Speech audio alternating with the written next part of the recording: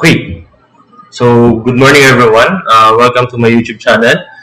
Today I will be discussing the chapter 4 of Pre-Calculus 1, the Algebra and Trigonometry. Under chapter 4, we will be discussing exponential and logarithmic equations. So under this, discuss ko sa inyo kung ano yung mga properties ng exponential and logarithmic forms. Then yung mga natural logarithms, i-discuss ko din po siya sa inyo. Then, to continue, let's have the properties of exponents. So, yung properties of exponents is parang yung napagdaanan na rin natin sa mga previous topic natin. So, let A and B, the real number, variables, or algebraic expressions, and let M and N be the integers. So, all denominators and bases are non-zero. So, yan. So, we have the properties here. A raised to M, A raised to N is equivalent kay A raised to M plus N. Then, A raised to M divided by A raised to N is equivalent kay A raised to M minus N. Then, pakipamiliarize na lang po yung walong yan. Then, may example naman po sa gilid. Then, for the properties of logarithms, we have let A be the positive number such that A should not be equal to 1, and let N be the real numbers. If U and V are positive real numbers, the following properties are true. So, we have the logarithm with the base A in this portion, and we have the natural logarithm. So, we have the product property, quotient property, and power property. For the product property, we have log of uv to the base of A is equivalent kay log of u base A plus log of v base A. For the natural logarithm, we have natural logarithm of uv is equivalent kay ln u plus ln v. Then, for the quotient property, we have log u over v to the base A is equivalent kay log u base A minus log v base A. Then, for the natural logarithms, we have ln u over b is equivalent kay ln u minus ln v. Then, for the power property, we have log of u raised to n to the base A is equivalent kay n log of u base A. Then, for ln u raised to n is equivalent kay n ln u. No? Then, ito, na-explain ko na yung kanina, pero i-discuss ko na lang ulit kasi sinulat ko ulit siya. So, for the properties of logarithm, we have the common logarithms or Briggson's logarithm. Then, we have the natural logarithms or the Napierian's logarithm. So, we have din ito yung product properties niya. So, log of xa is equivalent kay log of x plus log of y. Then, for number 2, we have the quotient properties. We have log of x over y is equivalent kay log of x minus log y. No? Kapag may basis dito, may base, meron din po dapat dito. So, dito sa properties na nilagay ko, ang lahat, basis po dyan lahat ay naka-base 10. Kaya hindi na natin sinulat. Then, for log of, or for the power properties ito, log of x raised to 2 is equivalent kay 2 log x. Then, we can say that log of base, log of n to the base b is equivalent kay y. Then, pwede natin i-rewrite siya as n is equivalent kay by. Then, for, ayun nga, itong sinabi ko, pag may ibang bases yung ganito yung mangyayari. So, log of a base b is equivalent kay, pwede siyang sabihin log ni a to the base 10 over log of b to the base 10. Then, log of a raised to n is equivalent kay x. So, para lang siya nito nga sa taas.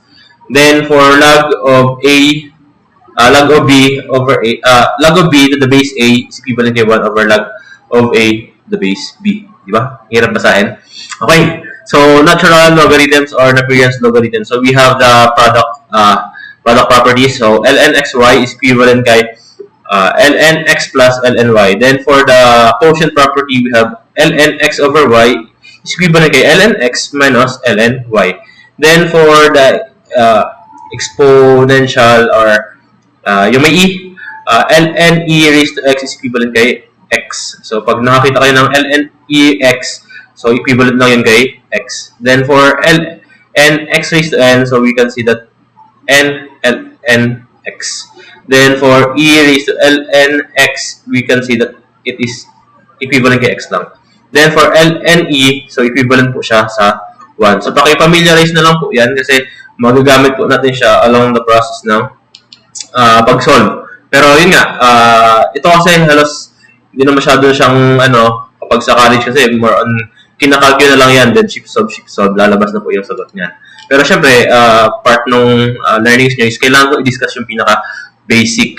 So, we have example here. So, solve each equations and approximate the result to 3 decimal places if necessary. So, we have number 1, e raised to negative x squared is equivalent kay e raised to negative 3x minus 4. So, kumbaga, i-prove lang natin na pareho po yan.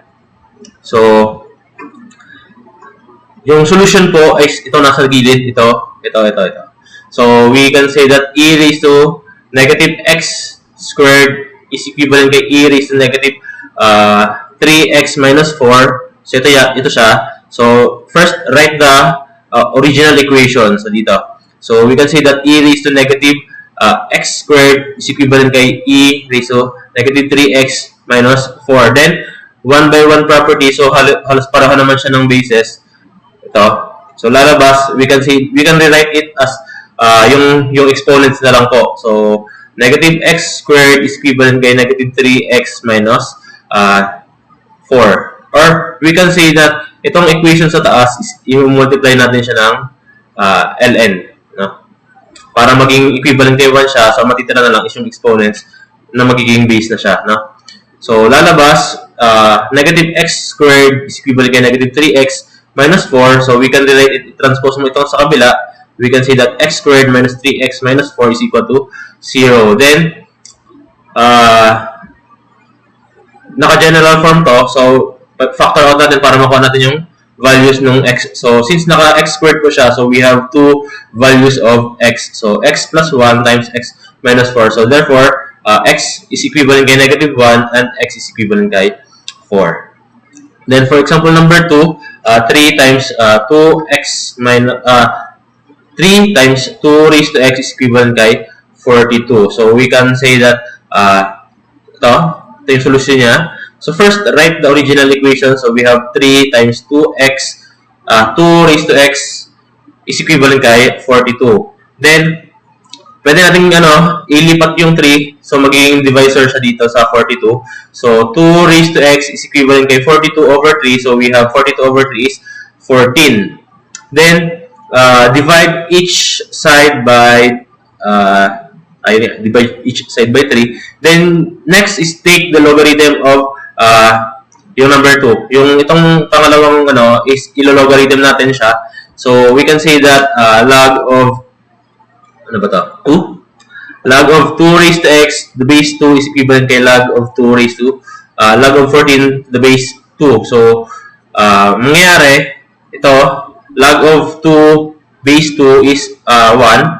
So, lalabas, x is equivalent kay log of 14 to the base 2. Therefore, ito na siya.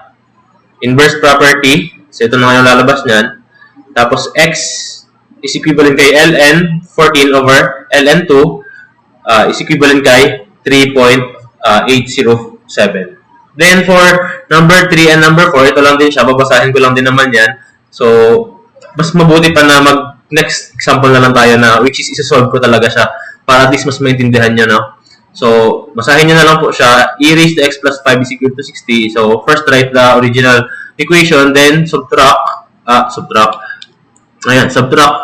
from each side. So, ilipat natin yung 5 dun sa kabila. Lalabas magiging 55 siya.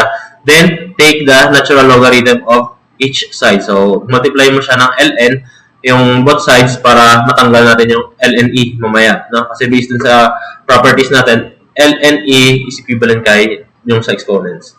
Then, same din dun sa number 4. Basahin nyo na lang po siya. So, then we have example also for the logarithm. So, to solve logarithm equations, you can write it in exponential form. So, first, example number 1, we have ln x is equivalent kay 3 and we have log of 5x minus 3 to the base 3 is equivalent kay log of x plus 7 to the base 3. So, first, the solution for ln x is equal to 3 is ito. Yung nasa gilid. Ito. So, we can say that first is, isulat mo muna yung natural logarithm form niya, which is ln x is equivalent kay 3. Then, i-multiply mo siya ng e. di ba, dun sa properties natin, yung multiply natin siya ng e para maging exponents na po yung ln x tapos yung 3. So lalabas, we have e ln x is equivalent kay e cubed. Then yung e ln, di ba, is equivalent yan dun sa e ln x is equivalent kay x dun sa properties natin. So therefore, x is equivalent kay e cubed. Then for the logarithm, number 2, logarithm of 5x minus 1 to the base 3 is equivalent kay logarithm of x plus 7 to the base 3. So ito yung sagot niya. Ito. So we have the same logarithm of 3, base 3, logarithm of base 3. Pwede na nating 1-to-1 property, tanggalin na natin yan. Lalabas na lang is yung nasa loob ng logarithm. So we have 5x minus 1, ito, is equivalent kay x plus 7. Then, perform the operations of algebra. So, transpose, we have 5x minus x is equivalent kay 4x. Then, 7, transpose yung negative 1, magiging positive 1. So, 8. Then, 4x is equivalent kay 8, x is equivalent kay 2. Then, for number 3, log of 3x minus 14 to the base 6 minus log of 5 to the base 6 is equivalent kay log of 2x to the base 6. So, the solution is ito. Ito yung solution niya.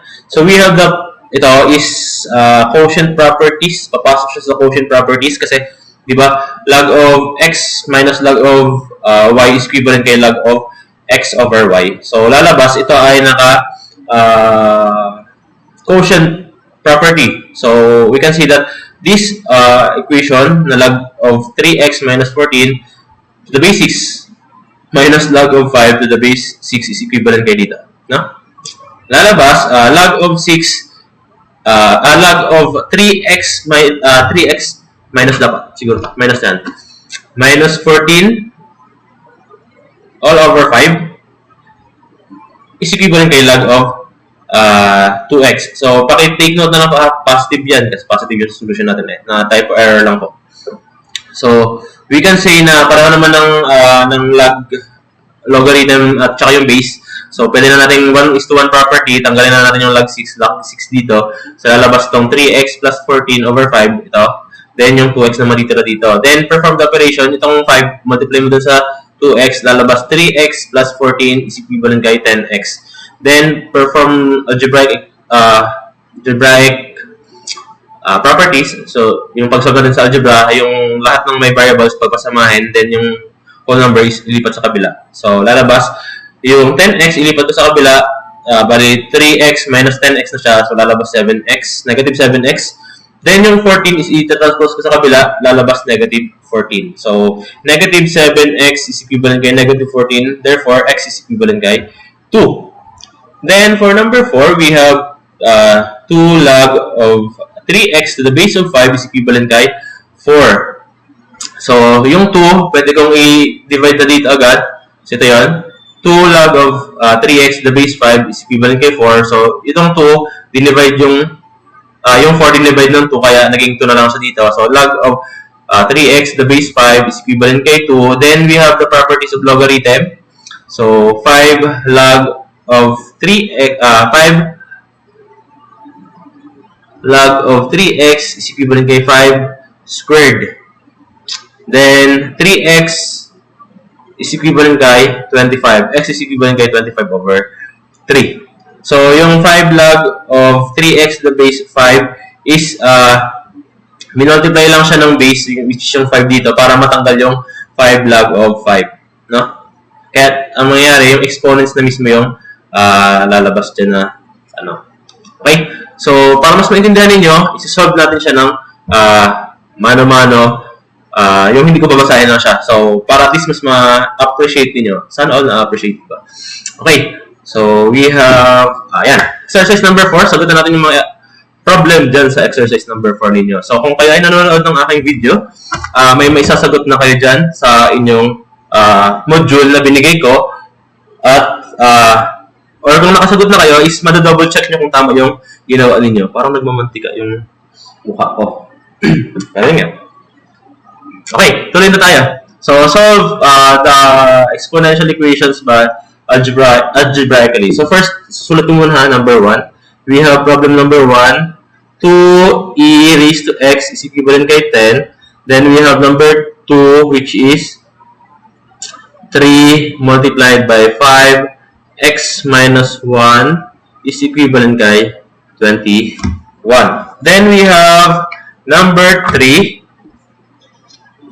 Number 3 is 8 multiplied by 10 raised to 3x is equivalent kay 12. And we have the number 4, which is e raised to 3x is equivalent kay 12. Okay. So, wait lang. So we have problem number 1. 2e raised to x is equivalent kay 10. Then number 2, we have 3 multiplied by 5 raised to x minus 1 is equivalent kay 21. And for number 3, we have 8 times x raised to 3x is equivalent kay 12. And we have problem number 4. E raised to 3x is equivalent kay 12. So first, sabi nga dun kanina, i-rewrite lang daw. So ito na siya. 2e raised to x is equivalent kay 10. Then, yung 2, ililipat ko dito sa kabila. So, magiging divide, ano na siya, 10 divide 2.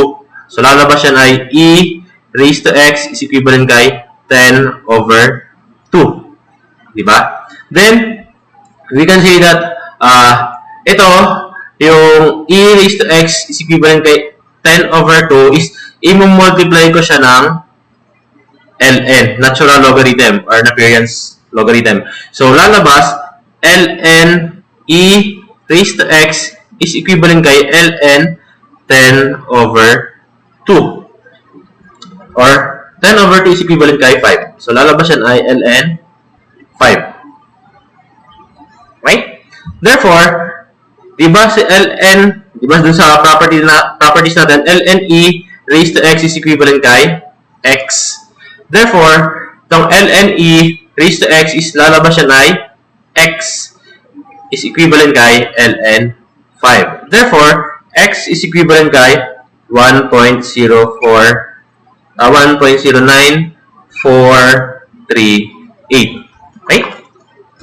Later, tuturuan ko kaya na mas madaling paraan para makapag-solve ng hindi kayo pagpapawisan. No? Okay. For number 2, we have 3 multiplied by 5 raised to x minus 1 is equivalent kay 21. So, itong 3, lilipat ko ulit sa kabila. Lalabas yan ay 5x minus 1 is equivalent kay 21 over 3. Sa lalabas, we have 5x minus 1 is equivalent kay 21 divided 3 is 7. Okay? Then ngayon, i-multiply ko, since may 5 ako dito, pwede ko ba siyang i-multiply ng log of 5? Log of 5. So, lalabas, log of base 5 yan. So, lalabas, ito ay log of 5x minus 1 to the base 5 is equivalent kay log of 7 base 5. Then, lalabas ito ay magiging 1. Di ba, pag ganito yung itsura niyan ay magiging equivalent kay exponent siya. So, lalabas yan, erase ko muna yung number 4. Lalabas yan, so, ito is mawawala na, tapos lalabas, x minus 1 is equivalent kay log of 7 to the base 5. Therefore, itong 1, ililipat ko sa kabila, x is equivalent kay log of 5, 7, plus 1. So, x is equivalent kay, pag kinalagyan nyo na po yan, lalabas ay 2.2091. Okay? So, let's double check kung tama yung sagot. So, we have, for number 1, we have x is equivalent kay ln 5. So, ln, ito yung ln, multiplied by 5. So, lalabas yan po ay 1.6094. May 6 pa pala to. 1.6094. Dito. 1.6094360. 0.609. So, lalabas yan ay 1.609,438 rounded off. Then, for log of 7 to the base 5 plus 1. So, check natin kung lalabas yung 2.209. So, we have log of 7, 5, tapos 7 to, plus 1. So, lalabas we have 2.20906, which is equivalent kay 2.2091, no? Okay, we have number 3 ito, number 3. So, 8 multiplied by 10, 3x is equivalent kay 12. So, itong 8, lipat ko ulit dito, lalabas yan ay 10.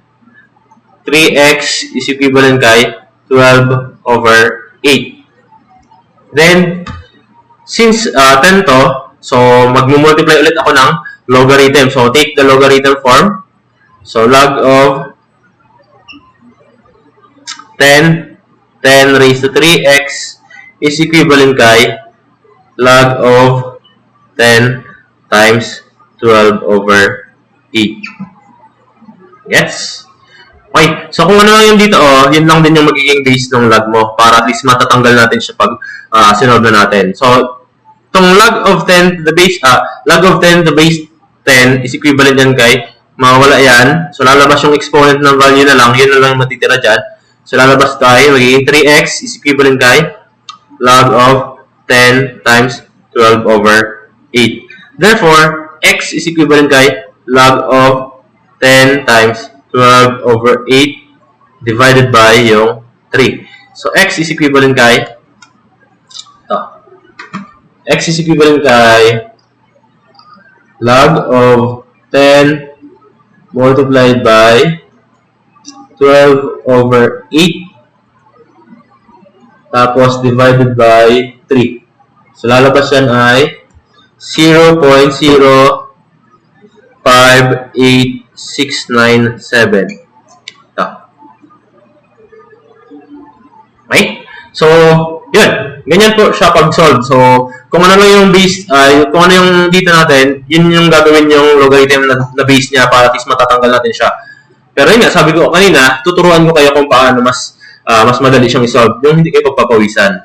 Okay, so mga ganitong problem na kung saan ay logarithm, exponential, or natural logarithm siya, may application, or kumbaga may program na yung si calculator, na isolve na lang natin siya directly sa calculator. So, we can rewrite yung pinaka first one, then shift solve lang natin, no? So, okay, try natin na. So, 2, since E yung nilalagay, di ba yung mga, lahat ng mga red dyan sa calculator nyo, or kung ano mang kulay yan, di ba may shift ka dito na kulay dilaw? Lahat ng kulay dilaw yan, lalabas yan kapag pinindot mo yung shift. Then, kapag yung alpha, which is red, kung ano yung mga red dyan, click mo muna yung alpha para lumabas yung kulay red dito, no, sa calculator. So, may calculator tutorial pa tayo. Okay. So, lalabas. Number 1, we have 2 e raised to x is equivalent kay 10. So, sulat mo lang siya, 2, yung number 2, tapos yung e natin ay nandito. So, we can, hanapin nyo lang yung e dyan sa calculator nyo kung iba yung calculator nyo. Click nyo muna yung alpha, tapos click yung e. So, lumabas na yung e. Then, since may exponent siya, click nyo lang yung lalabas, yung exponent niya ay x. So, si x is nandito, naka-red. So, click alpha x lang. Tapos, equals, para lumabas yung equals dito, is shift equals, alpha equals lang din. So, lalabas, alpha equals, then yung value which is 10. Then, para mag-compute po siya, ito na siya. Di ba? Malabo. 2e raised to x is equivalent kay 10, which is ito yung equation natin dito. Then, para lumabas yung tamang sagot, para mag-solve po si calculator, click nyo lang yung, di ba may solve dito, solve and equals. So, shift, tapos solve, equals nyo lang po. So, lalabas, yan. Ang lumabas po ay 1.609437. So, halos pareho po siya. So, kung sanay na kayo sa calculator, at sanay na kayo mag-shift solve, mabilis na lang po yan ng pag-solve, no? Pero kung nahihirapan kayo mag-shift solve, mag-shift course po kayo. No? Okay? So, number 2, we have 3 multiplied by 5 raised to x minus 1 is equal to 21. So, isulat nyo lang ulit sa calculator yan. We have 3 multiplied by 5 raised to alpha x minus 1 equals 21. Type. We have 3 multiplied by 5 raised to x minus 1 is equal to 21. Then, para mag-solve, shift solve equals. Lalabas 2.209061955. No? Para lang. Then, for number 3, parang lang din. Solve nyo lang siya. Ganun lang din. Then, yung ibang problem dun sa... Yung ibang problem natin dito sa... ito. Kaya na lang po mag-solve, no? Gamit lang din yung tinuro ko sa inyo na pag-solve sa number 1, 2, 3 natin dito. Okay? Okay, so next tayo para at least mas marami tayo. 25 minutes na tayo ng under pa rin, exercise number 14, we have the logarithm and the natural logarithm naman. So, solve the logarithmic equations algebraically. So, we have number 1, ln for x is equivalent kay 1. So, isulat ko ulit.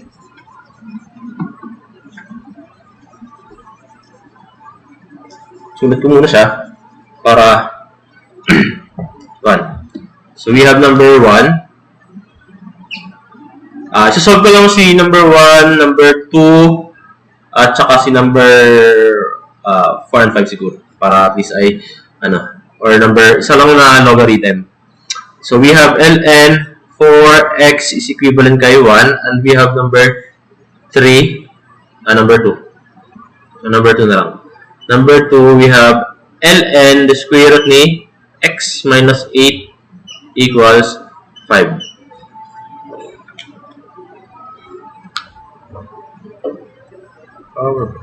So, we have ln for x is equivalent kay 1. Then, to solve for the value of ln for x is equivalent kay 1, para mahanap natin yung value ng x, gagawin po natin is, i-multiply po natin siya ng e. So, we have ln for x is equivalent kay 1. So, lalabas, i-multiply po natin siya ng e, nakaganyan. So, lalabas, itong value natin to, yun yung magiging exponents ng e. So, we have e, pag i-multiply natin itong equation na to, yung ln, pag i-multiply natin ng e, so lalabas siya na e to the, kumbaga yung equation dito is yun yung magiging exponents na ng e, no? Okay, take note yun, So, we have e ln for x is equivalent kay e raised to 1, no? So, lalabas, di ba dun sa properties natin, e raised to ln x is equivalent kay x. So, since we have e ln for x, so we have 4x dito. Then, equals kay e raised to 1. Then, x is equivalent kay e raised to 1 all over 4. So, yan po yung magiging sagot natin, no? Yan po yung tamang process ng pag-solve or yung basic way to solve the logarithm. Pero sabi ko kanina, may calculator naman tayo para mag-solve yan diretso, no? So, i-write mo lang yan, ln for x is equal to 1. So, we have ln, tapos for alpha x is equivalent kay 1. So, pag sinolve mo siya, shift solve equals, lalabas, ang lalabas ay x is equivalent kay 0.679570457 So, ito, alam ko na pareho lang siya dito. So, to make it sure, i-type mo lang alpha e over 4. So, lalabas, pareho lang po siya. Okay. So, number 2, we have ln square root of x minus 8 is equivalent kay 5. So, to solve this, halos pareho lang siya nito. Multiply lang din natin siya ng e para lumabas yung sagot, no?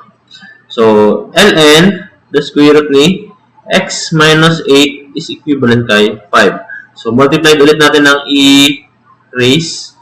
So, lalabas e ln square root ni x minus 8 is equivalent kay e raised to 5. Then, ito, mawawala ulit. So, lalabas siya na square root ni x minus 8 is equivalent kay e raised to 5. Then, para matanggal natin yung, di ba, ano yan, x minus 8 raised to 1 half is equivalent kay e raised to 5. So, di ba itong 1 half, pag nilipat sa kabila ay magiging squared. Parang ito, a squared plus b squared is equivalent kay c squared. Pag tatanggal natin yung squared dyan, di ba, magiging square root ni a squared plus b squared is equal to c. So, same din dito. Kung yan ay square root at ililipat ko dun sa kabila, magiging 2 yun, di ba? So, lalabas yan, x minus 8 is equivalent kay e raised to 5 ay yung 2 times 2. So, lalabas yan, we have x minus 8 is equivalent kay e raised to 10. Then, x is equivalent kay e raised to 10 plus 8. Therefore, x is equivalent kay sagot 2034.4657. 4657. Yan. So, para masigurado natin, type ko. Sana all type. So, lalabas, alpha e raised to 10 plus 8. Yan. So, lalabas siya na. 22034.4657.079. May 9 pa dito. Okay? So, kung gusto mo ito, i-type mo lang yan sa calculator, tapos shift solve. So, we have ln, the square root ni alpha x minus 8 equals 5. So, ito siya. Ito. So, ln, the square root ng x minus 8 is equal to 5. Tapos, lalabas, shift solve 22034.4657.9. No? So, yan yung pagandahan ng calculator, no? So, madali na lang siyang isolve.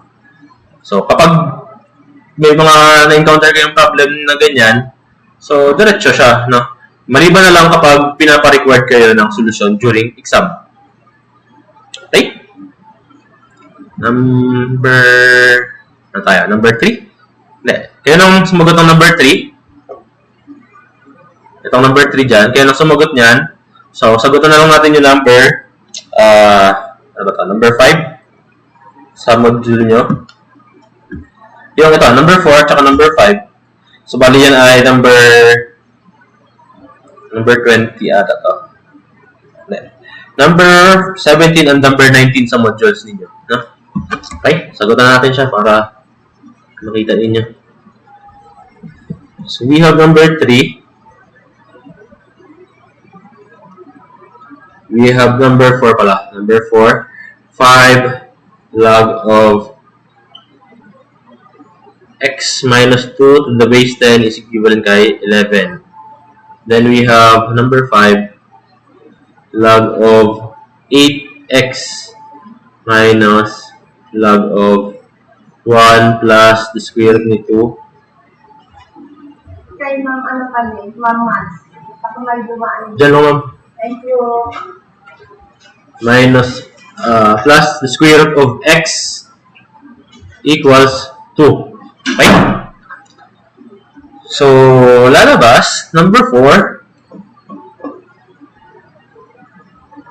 Yan. We have 5 log of x minus 2 to the base 10 is equivalent kay 11. So, para makapag-compute tayo niyan, so, mangyayari, itong 5, i-transpose muna natin sa kabila, then, take the logarithm nitong values dito. So, lalabas, we have log of 10 x minus 2 is equivalent kay 11 over 5. Then,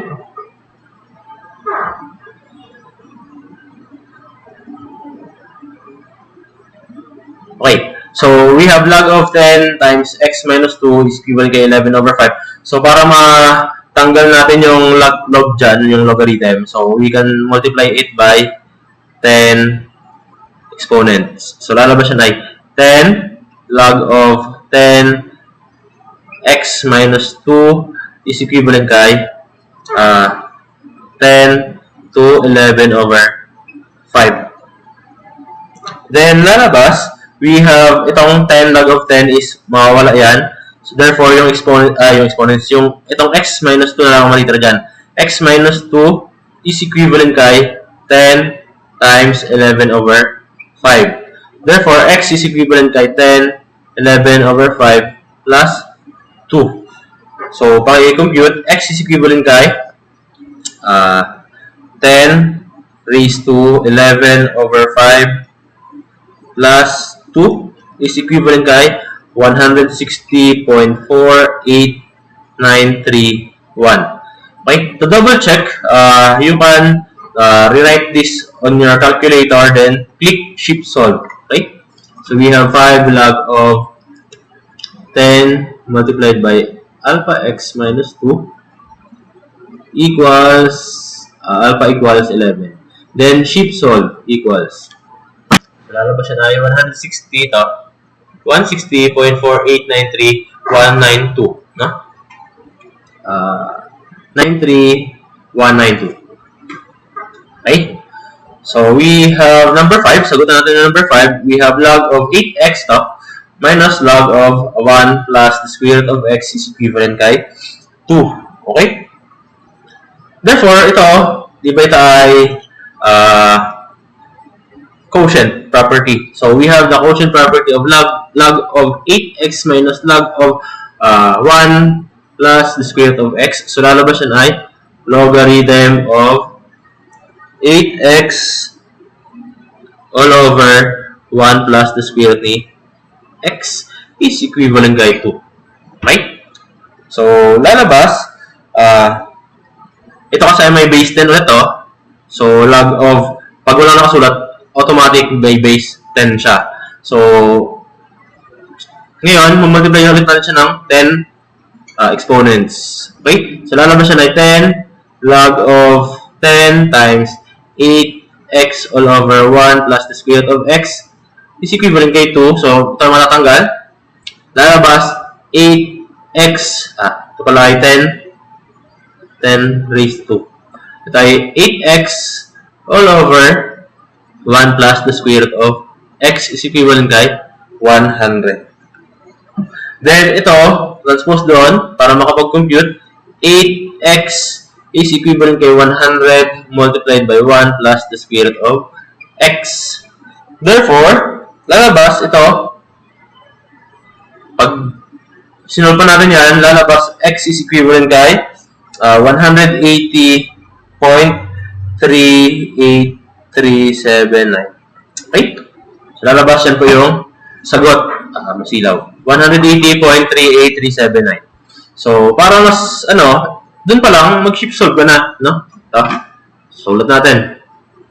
Log of base 10, 8x, alpha x, minus log ulit of 10, 1 plus the square root of alpha x equals kay 2. Equals to 2. Okay, ito. Ayan. Shift, so, equals. Then, lalabas 180.383791.4. No? So, ito siya. Okay? Actually, no need na rin naman natin dapat talaga i-discuss to kasi nga, nasa calculator naman siya. Pero for the sake na may basic knowledge kayo kasi kapag alam niyo yung basic, syempre alam niyo kung babalik-balikan natin na kasi dapat marunong tayo sa basic kasi yun yung magiging fundamental natin sa pag-compute ng ibang problem, no? Okay? So, ano bang next? Next topic tayo. Okay. So, additional sample problem. So, we have ito. We have additional sample problems for exponential and logarithm. So, yan po, yung 1, 2, 3 po ay, kung kayo ay nanonood ng aking YouTube channel, pakisagutan, parang may mali. May kulang dito. Okay, i-double check ko na lang po. Para, wag na lang natin sagutan to. Number 3 dito. Wag na lang natin sagutan to. So, ang sasagutan nyo lang po ay 1, 2, 3, 4, 1, 2, 3, tapos 1, 2 dito sa logarithm form. So, para doon sa mga estudyante ko na nagtitake ng pre-calculus 1, yan po ay kasama sa assignments ninyo na isasubmit sa akin pagka-January. No? Kung kayo ay nanonood, so, yan, sagutan niyo yan. At kasama yan sa mga ipapasa ninyo. No? Kung hindi kayo manood, bahala kayo. Okay? So, dito ko muna siguro tatapusin yung, yung presentation ko para at least medyo mahaba na kasi yung oras, yung minuto ng video. So, that's end for the chapter 4 under exponential and logarithm. Kasi susunod na topic natin is ito, progression. So, next video ko i-share yung topic na progression, no? Para at least ay hindi naman masyadong mahirap unawain or hindi naman boring panoorin yung video. Okay? So, thank you for watching and I do hope na may natutunan kayo sa araw na ito or dun sa video na i-upload ko, no? So, kung may questions kayo or kung may error ako dun sa mag-comment down na lang po kayo para at least ay ma-double check ko yung sagot or yung mali ko, no? Thank you for listening and thank you for watching pala. Thank you for watching my YouTube channel.